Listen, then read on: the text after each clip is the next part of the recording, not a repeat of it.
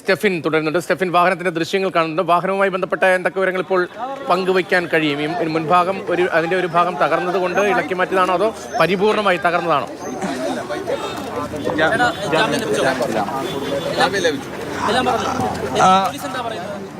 ഒരു നിമിഷം. മണിയമ്പിള്ള രാജു സ്റ്റേഷന് പുറത്തേക്ക് വരികയാണ്. അദ്ദേഹത്തിന്റെ വാഹനവും ഇവിടെയുണ്ട്. അദ്ദേഹത്തിന്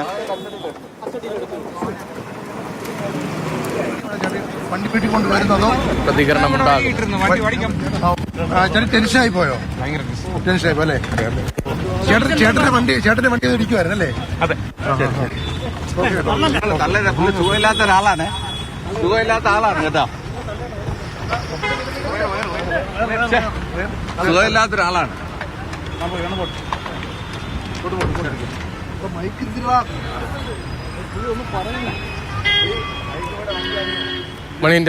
മണിയൻപിള്ള രാജു പോലീസ് സ്റ്റേഷന് പുറത്തേക്കെത്തി. ജാമ്യം ലഭിച്ചു എന്ന് വേണം മനസ്സിലാക്കാൻ. സ്റ്റെഫിൻ, സ്റ്റേഷൻ ജാമ്യം ലഭിച്ചോ? സുഖമില്ലാത്ത ആളാണ്, പേടിച്ചുപോയി എന്നടക്കമുള്ള ചെറിയ പ്രതികരണങ്ങൾ അദ്ദേഹത്തിന്റെ ഭാഗത്ത് വീണ്ടും വരുന്നുണ്ട്. ജാമ്യം ലഭിച്ചോ?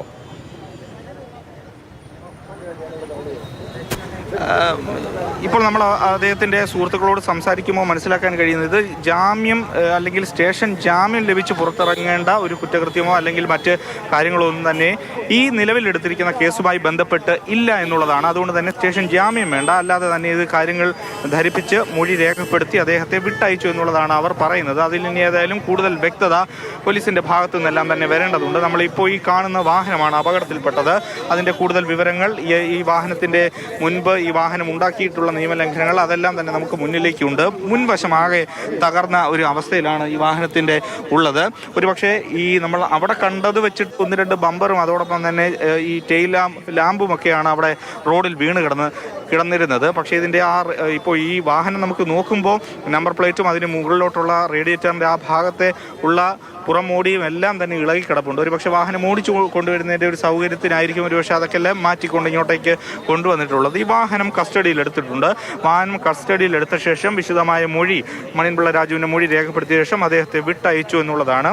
ഇപ്പോൾ അദ്ദേഹത്തിനോട് ചോദിക്കുമ്പോൾ ഇത് ജാമ്യം ലഭിച്ച് പുറത്തിറങ്ങേണ്ട ഒരു കുറ്റകൃത്യം ഏതായാലും നിലവിൽ ഇക്കാര്യത്തിലില്ല.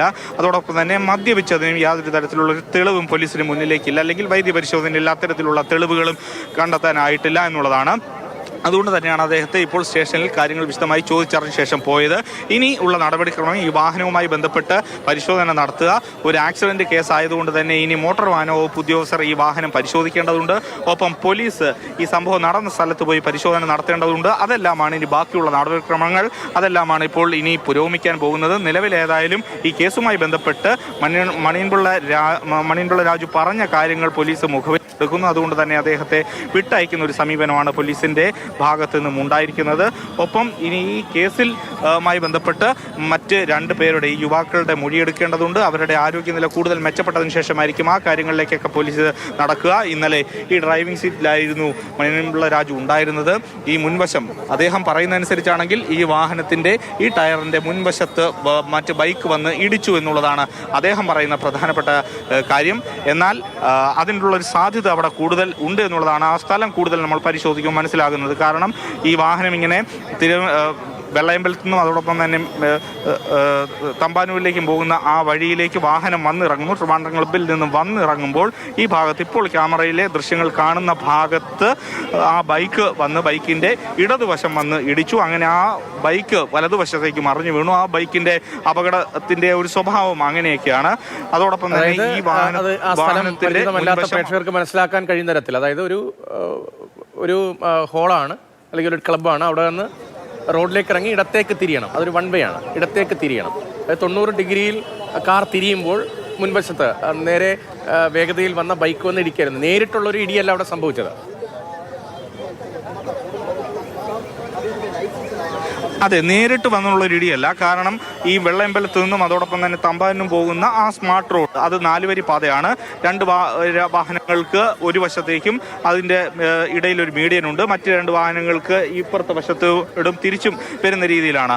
അദ്ദേഹം ആ ട്രിവാൻഡ്രം ക്ലബ്ബിൽ നിന്ന് നേരെ വന്ന അതിൻ്റെ ദൃശ്യങ്ങളൊക്കെ നമ്മൾ രാവിലെ കാണിച്ചതാണ്. ഒരുപക്ഷെ അത് സ്ക്രീനിൽ ഒരു പക്ഷേയും കൂടെ കാണിച്ചു കഴിഞ്ഞാൽ കൂടുതൽ മനസ്സിലാക്കാൻ കഴിയും. അങ്ങനെ ആ ട്രിവാൻഡ്രം ക്ലബ്ബിൽ നിന്ന് വന്ന് അവിടുത്തെ സ്പീഡ് ബ്രേക്കർ കടന്ന് പ്രധാന റോഡിലേക്ക് വന്ന് ഇറങ്ങുന്ന സമയത്ത് ആ പ്രധാന റോഡിലേക്ക് വന്ന് ഇറങ്ങുമ്പോഴാണ് ഈ വാഹനം വന്ന് ഇടിച്ചത്. ഒരു പക്ഷേ ഇദ്ദേഹം വാഹനം തിരിച്ചപ്പോൾ പെട്ടെന്ന് ശ്രദ്ധിക്കാത്തതോ അല്ലെങ്കിൽ മറ്റ് ബൈക്ക് ഏതായാലും അമിത വേഗത്തിൽ വന്ന് ഇടിച്ചതോ ആകാനുള്ള സാധ്യതയുണ്ട്. ഈ രണ്ട് സാധ്യതകളാണ് ഏതായാലും നിലവിലുള്ളത്. മണിയൻപിള്ള രാജുവിൻ്റെ ഭാഗത്താണോ ഈ ഗുരുതരമായിട്ടുള്ള കുറ്റകൃത്യം ഉണ്ടായത്, അതായത് യുവാക്കളുടെ അശ്രദ്ധയാണോ എന്നുള്ള കാര്യത്തിലൊക്കെ ഇനി കൂടുതൽ വ്യക്തത വരണം. ഈ അപകടങ്ങൾ പതിവായി നമ്മുടെ റോഡിൽ നടക്കാറുണ്ട്. ഇപ്പോൾ ചിലപ്പോൾ ഈ വാഹനം ഓടിച്ച മണിയൻപിള്ള രാജുവിന്റെ അശ്രദ്ധ കൊണ്ട് ശ്രദ്ധിക്കാതെ പ്രധാനപ്പെട്ട റോഡിലേക്ക് കാർ ഈ ട്രിവാൻഡ്രം ക്ലബ്ബിൽ നിന്ന് ഇറക്കിയപ്പോൾ, വേഗത്തിൽ ഇറക്കിയപ്പോൾ പെട്ടെന്ന് വന്ന വാഹനത്തിന് നിയന്ത്രിക്കാൻ കഴിയാതെ ഇടിച്ചതായിരിക്കാം. അതല്ലെങ്കിൽ ഈ കാർ പുറത്തേക്ക് ഇറങ്ങുമ്പോൾ വേഗത കൂടിയ ബൈക്ക് വന്ന് ഇടിച്ചതുമാകാം. രണ്ട് സാധ്യതകളുമുണ്ട്. അത്തരം അപകടങ്ങൾ സംഭവിക്കാറുമുണ്ട്. പക്ഷേ ഇതൊരു വലിയ അപകടമാണ് എന്ന് വ്യക്തമാകുന്നുണ്ട്. എന്നിട്ടും എന്തുകൊണ്ട് നിർത്താതെ പോയി? മാത്രമല്ല, ട്രിവാൻഡ്രം ക്ലബ്ബിൽ അദ്ദേഹത്തിന് ഒപ്പമുണ്ടായിരുന്ന ആളുകൾ അവിടെ ഉണ്ടാകും. അദ്ദേഹം ചിരപരിചിതനാണ് ട്രിവാൻഡ്രം ക്ലബ്ബിൽ. അവിടെയുള്ള ജീവനക്കാർ ഉൾപ്പെടെ ഉണ്ടാകും. എന്നിട്ടും നിർത്താതെ പോയത് എന്തുകൊണ്ട് എന്നുള്ളതാണ് വലിയ പ്രശ്നമായി നിൽക്കുന്നത്.